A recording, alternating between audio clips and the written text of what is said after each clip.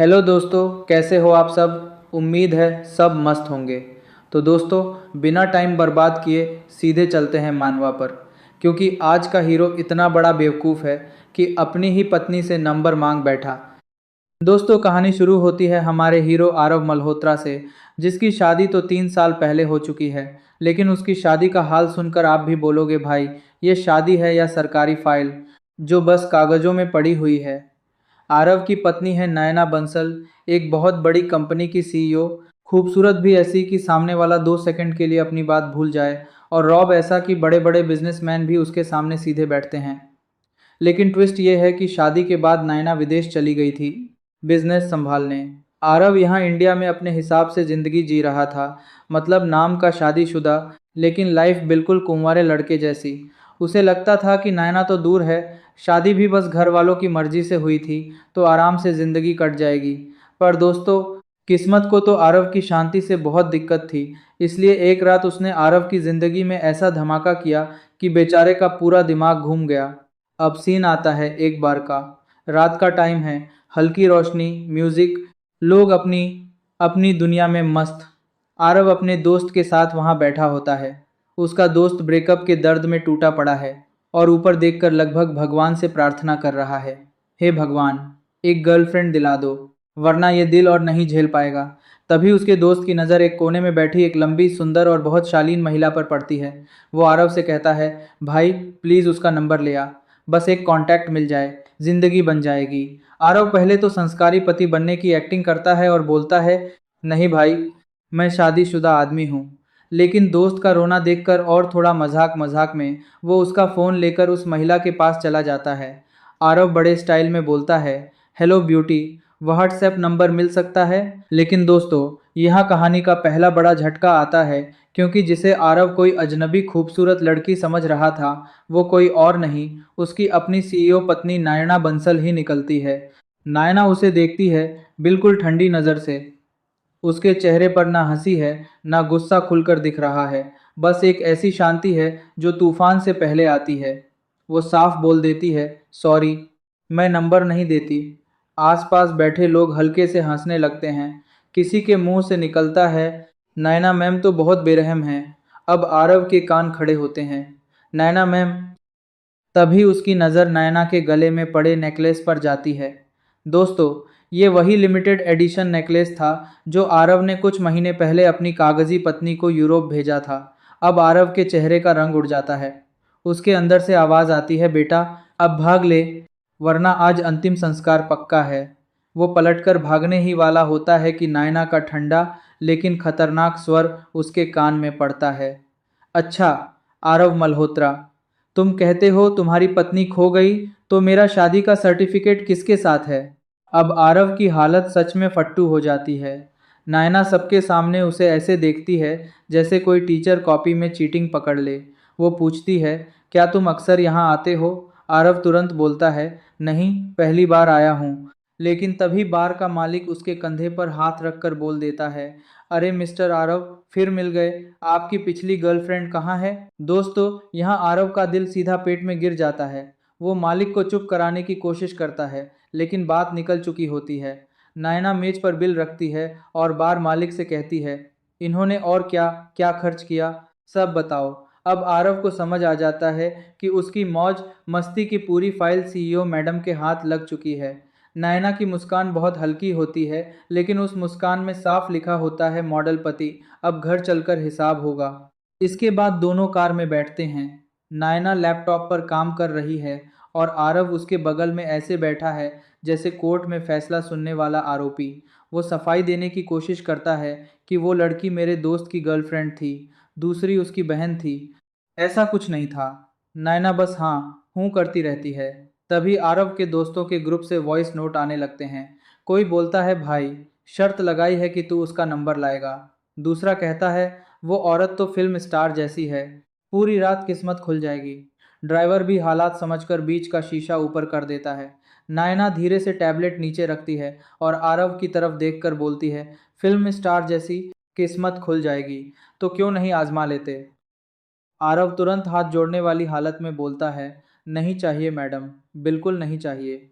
लेकिन नायना उसे मजाक और गुस्से के बीच ऐसा घेरती है कि आरव को समझ आ जाता है ये रात लंबी होने वाली है। गाड़ी बंसल हवेली के सामने रुकती है। हवेली रात में भी ऐसी चमक रही होती है जैसे कोई शादी का महल हो। आरव सोचता है कि शायद अब उसे डांट पड़ेगी, लेकिन नायना उसे सीधा फैमिली डिनर में ले जाती है। अंदर सब लोग बैठे होते हैं। तभी वहाँ एक जवान लड़का आता है, करण मेहता। वो नायना को देखकर बहुत खुश होता है और उसे दीदी कहता है, लेकिन उसके चेहरे से साफ लगता है कि मामला सिर्फ दीदी वाला नहीं है। दोस्तों, करण नायना के सौतेले पिता के रिश्तेदार का बेटा है। परिवार के बड़े लोग कभी सोचते थे कि नायना और करण की जोड़ी अच्छी रहेगी। करण यूरोप पढ़ने चला गया था और लोगों ने अफवाह बना दी कि नायना ने आरव से शादी सिर्फ करण को जलाने के लिए की थी। अब आरव ये सब सुनकर बाहर से शांत बैठा है, लेकिन अंदर से उसका दिल बोल रहा है, भाई ये तो सीरियल वाला सीन बन गया। डिनर टेबल पर सब करण की तारीफ करते हैं। करण को नायना के पास बैठाने की कोशिश होती है, लेकिन आरव बिजली की रफ्तार से जाकर करण के बगल में बैठ जाता है और बोलता है, खाना है क्या? बहुत भूख लगी है। अब खाली सीट नायना के सामने बचती है। माहौल अजीब हो जाता है। नायना चुपचाप खाना खा रही है, बीच बीच में बिजनेस की बात कर रही है। तभी वो मेरी यानी आरव की पसंदीदा चीज़ की जगह करण के सामने मिठाई सरका देती है और आरव की प्लेट में भिंडी वाली सब्जी डाल देती है। आरव को लगता है ये तो सीधा अपमान है। तभी वह देखता है कि करण टेबल के नीचे नायना की साड़ी का पल्लू छूने की कोशिश करता है, जैसे आरव को चुनौती दे रहा हो। अब आरव भी कहाँ चुप रहने वाला था। वो भी टेबल के नीचे नायना का पैर हल्के से छू देता है। नायना के हाथ से कांटा गिर जाता है। आरव मासूम चेहरा बनाकर पूछता है, नायना सब ठीक है? लेकिन अंदर से वह करण को साफ संदेश दे रहा होता है, भाई ये मेरी पत्नी है, ज़्यादा उड़ मत। दोस्तों, ये वही पल था जहां आरव और नायना के बीच पहली बार असली केमिस्ट्री दिखती है। 3 साल की कागजी शादी में दोनों एक दूसरे से अनजान थे, लेकिन जलन और गुस्से ने अचानक उनके बीच छुपा हुआ रिश्ता जगा दिया। नायना आरव का हाथ पकड़ लेती है और धीमे से कहती है, तुम सुधर नहीं सकते। आरव मुस्कुराता है, लेकिन अंदर से वह भी घबरा जाता है। डिनर के बाद नायना उससे कहती है कि मुझे तुमसे बात करनी है। आरव कमरे में भागकर दोस्तों के ग्रुप में सलाह लेने लगता है। दोस्त लोग तो जैसे उसकी शादी तोड़ने की कसम खाकर बैठे थे। कोई कहता है, भाई उसे उल्टा चिढ़ा। कोई कहता है, एब्स दिखा दे।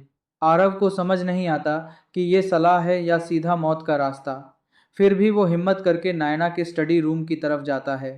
स्टडी रूम में हल्की नीली रोशनी है। नायना कंप्यूटर पर मीटिंग कर रही है। स्क्रीन की रोशनी में उसका चेहरा और भी ज्यादा ठंडा और खूबसूरत लग रहा है।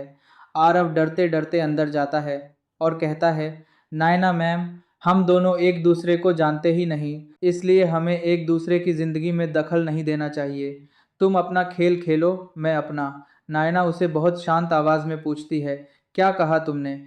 आरव दोबारा बोलता है, हम अपना अपना खेल खेलते हैं। तभी पीछे से दरवाजा खुलता है और नायना की माँ अंदर आ जाती हैं। नायना तुरंत आरव को अपनी तरफ खींच लेती है ताकि सीन संभल जाए। माँ आधा दृश्य देखकर गलत समझ जाती हैं और कहती हैं, जवान खून है, समझती हूँ, लेकिन जगह और समय देख लिया करो। दोस्तों, आरव शर्म से ज़मीन में गड़ने वाला होता है और नायना बहुत शरीफ बनकर कहती है, जी माँ, अगली बार ध्यान रखूंगी। माँ चली जाती हैं और नायना आरव से मजाक में पूछती है, तुम्हें एब्स दिखाने का शौक है? आरव डरकर वहां से भाग जाता है। अगली सुबह आरव अपने शहर वाले अपार्टमेंट लौट आता है।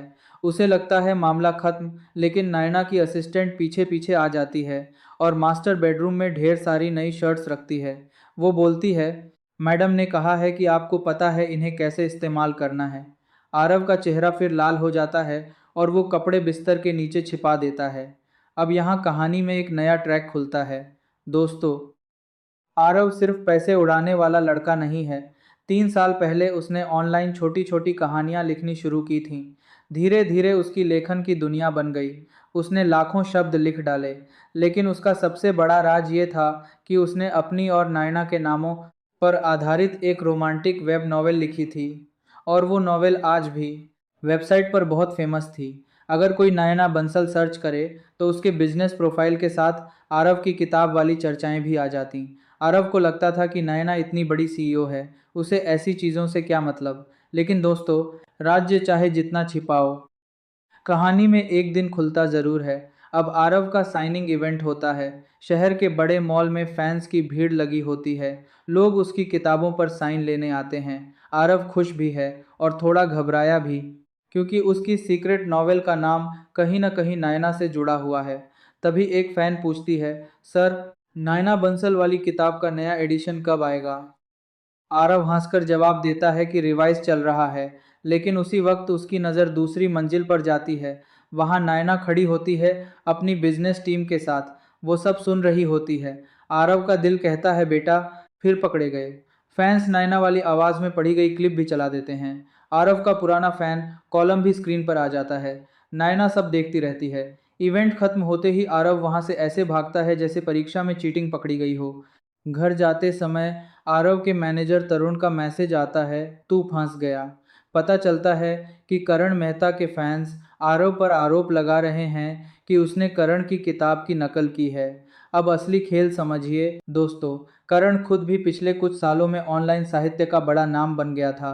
उसने अपनी किताब में नायना की पर्सनैलिटी और आरव की कहानी के कई प्लॉट चुपके से उठा लिए थे।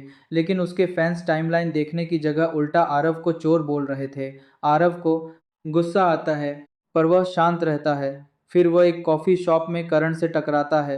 करण मासूम बनने की एक्टिंग करता है और कहता है, मेरे फैंस ने आपको परेशान किया, सॉरी। फिर ताना मारता है कि आपकी किताब के कुछ हिस्से शर्मनाक हैं। आरव उसे सीधा जवाब देता है, तुम्हारी हीरोइन का बचपन, परिवार और आदतें मेरी किताब जैसी क्यों हैं? करण कहता है, आप किसी को मटेरियल बना सकते हो, दूसरे नहीं। तब आरव उठते हुए कहता है, मिस्टर करण, नायना बंसल से मेरा तलाक अभी तक हुआ नहीं है। सपने ज़्यादा मत देखो। करण का चेहरा वहीं सफ़ेद पड़ जाता है। आरव घर लौटकर स्टडी में बंद हो जाता है। वो अपनी किताब और करण की किताब खोलकर तुलना करता है। उसे दिखता है कि उसकी लाइनों को चालाकी से दूसरी कहानी में फिट किया गया है। कुछ पाठक उल्टा करण की तारीफ कर रहे हैं। आरव गुस्से में बड़बड़ाता है कि इसको बाद की दूसरी कहानी में बंद हो जाता है। तभी नयना कमरे में आती है। वो स्क्रीन देख लेती है। आरव छिपाने की कोशिश करता है, लेकिन नयना उसका हाथ रोकती है और पूछती है, चोरी का इल्ज़ाम किसने लगाया? कुछ देर बाद नयना खुद कंप्यूटर के सामने बैठकर दोनों किताबें पढ़ रही होती है। दोस्तों, सोचो हालत एक सख्त सीईओ जो करोड़ों के कॉन्ट्रैक्ट पढ़ती है, अब अपने पति की रोमांटिक वेब नॉवेल की लाइनें पढ़ रही है। आरव शर्म से पानी पानी है। नयना कुछ पेज पढ़ती है, फिर चश्मा उतारकर आंखें बंद करती है। आरव कहता है, मैं खुद देख लूँगा। लेकिन नयना बोलती है, मैं संभाल सकती हूँ। और यही पहला बड़ा मोड़ है जहां आरव को महसूस होता है कि नयना सिर्फ डराने वाली पत्नी नहीं, बल्कि उसके सपनों को बचाने वाली साथी भी है। उधर इंटरनेट पर मामला आग की तरह फैल जाता है। लोग लिखते हैं कि आरव ने पहले पोस्ट किया था, फिर चोरी कैसे? करण के फैंस जवाब देते हैं कि आरव ने बाद में एडिट किया होगा। करण एक पोस्ट डालता है, ओरिजिनल होना मेरी सीमा है, हीरोइन का असली प्रोटोटाइप है। इस एक लाइन से नयना की असली पहचान भी इंटरनेट पर खिंच आती है। लोग कहने लगते हैं कि करण और नयना स्कूल के साथी थे, असली हीरो करण है, आरव तो चोर है। आरव शादी का सर्टिफिकेट पोस्ट करना चाहता है, लेकिन उसके अकाउंट पर इतने रिपोर्ट पड़ते हैं कि अकाउंट बंद हो जाता है। लोग नयना के सोशल मीडिया पर भी कमेंट करते हैं कि आप केस क्यों नहीं करती, करण से आपका क्या रिश्ता है? मामला परिवार तक पहुंच जाता है। आरव की माँ भी फ़ोन करके कहती हैं कि अभी नयना के पास जा और सब साफ कर। आरव अंदर से टूटा हुआ है, क्योंकि बचपन से उसे परिवार की इज्जत के नाम पर अपनी पसंद दबानी पड़ी थी। उसने साहित्य पढ़ना चाहा, लेकिन घर वालों ने बिजनेस मैनेजमेंट भरवा दिया। अब जब उसका असली शौक सामने आया, तो लोग उसे चोर बोल रहे थे। आरव नायना की कंपनी पहुंचता है। नायना एक बड़ी मीटिंग से निकली होती है। उसके आसपास रिपोर्टर्स होते हैं। तभी एक गॉसिप रिपोर्टर उससे पूछती है कि आपको एक वेब नॉवेल में रोमांटिक तरीके से लिखा गया है, क्या आपकी लीगल टीम लेखक से मुआवजा मांगेगी? नायना का चेहरा ठंडा हो जाता है। वो सिक्योरिटी को इशारा करती है। फिर भीड़ के बीच वह आरव को देखती है। दोस्तों, यहाँ नायना वह काम करती है जिसने पूरी कहानी बदल दी। वह माइक्रोफोन हटाती है, सबके सामने आरव का हाथ पकड़ती है और कहती है, सॉरी, घर का काम है, मैं पहले जा रही हूँ। फिर उसे ऑफिस में ले जाकर गर्म पानी देती है और कहती है, ऐसी बातों के लिए मुझे कॉल कर लिया करो। कुछ मिनट बाद आरव के फ़ोन में नोटिफिकेशन आता है। नयना ने अपने आधिकारिक अकाउंट से साफ लिख दिया था, ये मेरे पति हैं। बस दोस्तों, इंटरनेट पलट जाता है। जो लोग आरव को चोर कह रहे थे, अब वही बोलते हैं, अरे ये तो सच में नायना के पति हैं। करण पर सवाल उठने लगते हैं कि शादीशुदा औरत पर दावा करने में शर्म नहीं आई। उस रात आरव पहली बार नायना के लिए दिल से नरम पड़ता है। कार में उसकी माँ का फोन आता है। माँ नायना से माफ़ी मांगती हैं। नायना बहुत शांत आवाज़ में कहती है, कोई बड़ी बात नहीं, उसे लिखना पसंद है, यही सबसे ज़रूरी है। अगर कोई उसे सपोर्ट न करे और वह लिखना छोड़ दे तो मुझे अफसोस होगा। ये सुनकर आरव के दिल में कुछ पिघल जाता है। वह समझता है कि नायना ने उसे कभी छोटा नहीं समझा। उसने उसका शौक देखा, उसकी मेहनत समझी। रात को आरव स्टडी रूम में जाकर उसे धन्यवाद कहने की सोचता है। नायना कंप्यूटर के सामने बैठी होती है। वह कहती है, अंदर आकर कहो। आरव घबराकर आता है। दोस्तों की बेहुदा सलाह उसे याद आती है और वह शर्ट के बटन खोलकर मजाक में बोलता है, ऐसे धन्यवाद दे दूं? नायना हल्की हंसी के साथ कहती है, बस इतना? आरव भागने लगता है, लेकिन नायना उसे रोक लेती है। स्क्रीन पर वही किताब खुली होती है। वह मुस्कुराकर पूछती है, जैसा तुमने लिखा है वैसा करूं? दोस्तों, यहाँ आरव को समझ आता है कि लेखक होना आसान नहीं। अपनी ही लिखी लाइनों का हिसाब असली जिंदगी में भी देना पड़ सकता है। अगले दिन नैना पूरा मामला अपनी लीगल टीम को दे देती है। एक बड़ी मीटिंग होती है। स्क्रीन पर आरव और करण की किताबों की तुलना चल रही होती है। वकील देखते हैं कि प्लॉट, लाइनें, किरदार की आदतें, कई चीज़ें बहुत मिलती हैं। आरव शर्मिंदा होकर कहता है कि मैंने आपको ऐसी चीज़ें पढ़ने पर मजबूर कर दिया। नयना शांत आवाज़ में कहती है, इसे जितनी जल्दी हो सके निपटाइए। इस बीच आरव की किताब फिर वायरल हो जाती है। लोग उसे असली रोमांटिक दस्तावेज की तरह पढ़ने लगते हैं। लेकिन करण भी आसानी से हारने वाला नहीं था। उसे लीगल नोटिस मिलता है। उसका फिल्म रूपांतरण रुकता है। लेकिन वह नायना को फ़ोन करके रोने लगता है। वह कहता है कि मैं सालों से आपसे प्यार करता हूँ, क्या आप मुझ पर केस नहीं कर सकती? इसके बाद अचानक नायना का पति वाला पोस्ट और लॉ फर्म का नोटिस दिखाई देना बंद हो जाता है। इंटरनेट फिर अफवाहों से भर जाता है कि क्या नायना ने करण के लिए पोस्ट हटाया? क्या आरव और नायना का रिश्ता टूट रहा है? आरव का दिल फिर असुरक्षा से भर जाता है। आरव गुस्से में नायना की कंपनी पहुंचता है, लेकिन नायना वहां नहीं होती। वह उसका फ़ोन खोलने की कोशिश करता है, पासवर्ड डालता है, जन्मदिन, बिजनेस नंबर, अपना जन्मदिन, लेकिन कुछ नहीं खुलता। वह और परेशान हो जाता है। रात को वह तरुण के साथ 5 सितारा होटल के पूल के पास बैठा होता है, थोड़ा नशे में, थोड़ा दुखी। तरुण पूछता है, तू मान क्यों नहीं लेता कि तू नायना को पसंद करता है? आरव बचने के लिए कहता है, हम तो बस सामान्य दोस्त हैं। नायना से शादी नाम की शादी है। दोस्तों, किस्मत फिर वही पुराना खेल खेलती है। आरव के पीछे साया पड़ता है। वह पलटकर देखता है। नायना खड़ी होती है, चेहरा शांत, मुस्कान ठंडी, और आरव की आत्मा शरीर छोड़ने को तैयार। तरुण की आंखें बोलती हैं, भाई अब मैं कुछ नहीं कर सकता। कमरे में पहुंचते ही नायना आरव को अच्छे से घेर लेती है। वह कहती है, तुम कभी सबक नहीं सीखोगे? फिर फोन उसके हाथ में देती है और बोलती है, पासवर्ड डालो। आरव को याद नहीं आता। नायना दांत भींच कर कहती है, 1014, यानी उनकी शादी की सालगिरह। आरव पासवर्ड डालता है। फ़ोन खुल जाता है। स्क्रीन पर नोटिस दिखता है कि कमेंट सेक्शन में गंदी सामग्री और नियम तोड़ने वाली बातें आने के कारण पोस्ट अस्थायी रूप से बंद किया गया है। यानी नायना ने करण के लिए कुछ नहीं हटाया था, पोस्ट अपने आप बंद हुआ था। लॉ फर्म का नोटिस भी इसी वजह से छिप गया था। नायना कहती है, अगर तुम्हें हमारी शादी की तारीख याद रहती या तुम थोड़ा इंतज़ार कर लेते तो पूल के पास ये बकवास नहीं बोलते। आरव को अपनी गलती समझ आती है। वह कहता है कि फैमिली डिनर में तुमने मिठाई करण को दी थी। नयना कहती है, मैंने तुम्हें भिंडी दी थी क्योंकि तुमने कहा था तुम्हें मिठाई पसंद नहीं। तब आरव को पुरानी बात याद आती है। एक बार नायना ने विदेश से मिठाई भेजने की बात की थी और उसने मजाक में कहा था, मिठाई मत भेजना, भिंडी भेजना। नायना ने वो बात याद रखी थी। आरव भूल गया था। दोस्तों, यहाँ आरव को समझ आता है कि जिसे वह दूर और ठंडी समझ रहा था, वह तो उसकी छोटी छोटी बातें भी संभाल कर रखती थी। अब कहानी का अगला मोड़ है लेखक सम्मेलन। सुबह तरुण दरवाजा पीटता है कि इवेंट शुरू होने वाला है। आरव नींद से उठता है। नायना उसके लिए दूध डाल रही होती है। वह जल्दी में उसे किस करके निकल जाता है। इवेंट पर पहुंचते ही माहौल गर्म है क्योंकि आरव और करण दोनों साथ मौजूद हैं। करण अपने फैंस से घिरा है और कहता है कि नकल नहीं है, पब्लिशिंग और वीडियो राइट्स नॉर्मल हैं। तरुण बताता है कि निवेशकों को विवाद में भी पैसा दिख रहा है, इसलिए कुछ लोग अभी भी करण की किताब पर पैसा लगाने को तैयार हैं। आरव शांत हो जाता है और करण से कहता है, अगर तुम डील फाइनल कर पाए तो मैं हार मानूंगा। करण मुस्कुराता है, लेकिन उसे पता नहीं कि आरव अब सिर्फ भावनाओं में नहीं, दिमाग से खेल रहा है।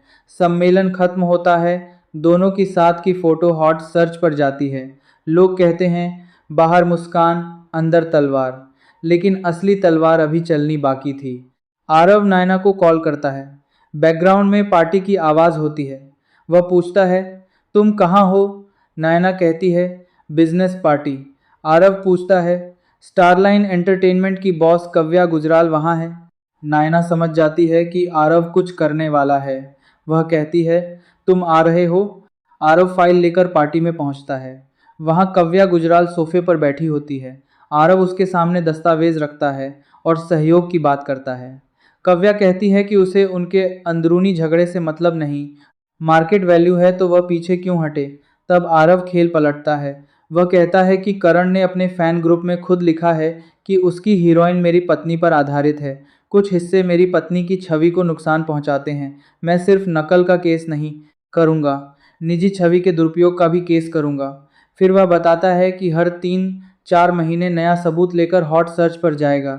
मामला 2 साल चलेगा, स्क्रिप्ट बदलती रहेगी, शूटिंग अटकेगी, रिलीज देर होगी। कव्या समझ जाती है कि पैसा फांस सकता है। आखिरकार वह पीछे हट जाती है। दोस्तों, यहाँ आरव पहली बार साबित करता है कि वह सिर्फ मजाकिया पति नहीं, अपनी मेहनत और पत्नी की इज्जत के लिए लड़ना भी जानता है। पब्लिशिंग हाउस का मामला भी धीरे धीरे ठंडा पड़ जाता है। बड़े निवेशक पीछे हटते हैं तो छोटे भी डर जाते हैं। करण की किताब का व्यापारिक मूल्य गिरने लगता है। वेबसाइट उसकी किताब ब्लॉक कर देती है।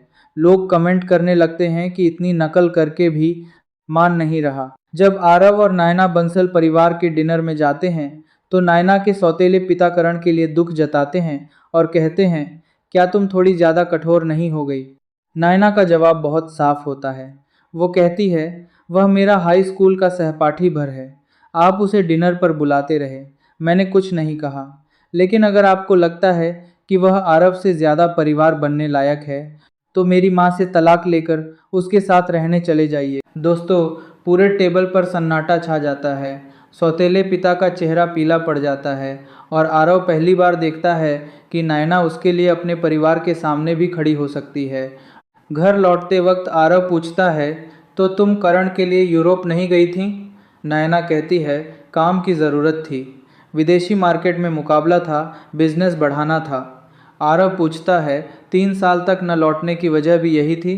नायना मुस्कुराकर कहती है, क्या हम भिंडी वाली कहानी पर बात करें या इस पर कि तुम खुद मुझसे मिलने से डरते थे? आरव हार मान लेता है। उसे समझ आता है कि दूरी सिर्फ नायना की वजह से नहीं थी, उसका अपना डर भी बीच में दीवार बनकर खड़ा था। वह सोचता रहा कि नायना उसे पसंद नहीं करती, लेकिन उसने कभी सामने जाकर पूछा ही नहीं। दूसरी तरफ नायना ने भी अपनी भावनाएं शब्दों में नहीं कही, लेकिन उसके हर छोटे काम में परवाह छिपी थी। भिंडी, shirts, phone password, public support, legal team और परिवार के सामने उसका पक्ष लेना। लेकिन करण की गिरावट यहीं खत्म नहीं होती। कुछ महीनों बाद वह एक नई किताब डालता है। डेटा अच्छा आता है। तरुण कहता है, मानना पड़ेगा, दुश्मन में दम है। लेकिन आरव पन्ने पढ़कर कहता है, ये उसकी स्टाइल नहीं लगती।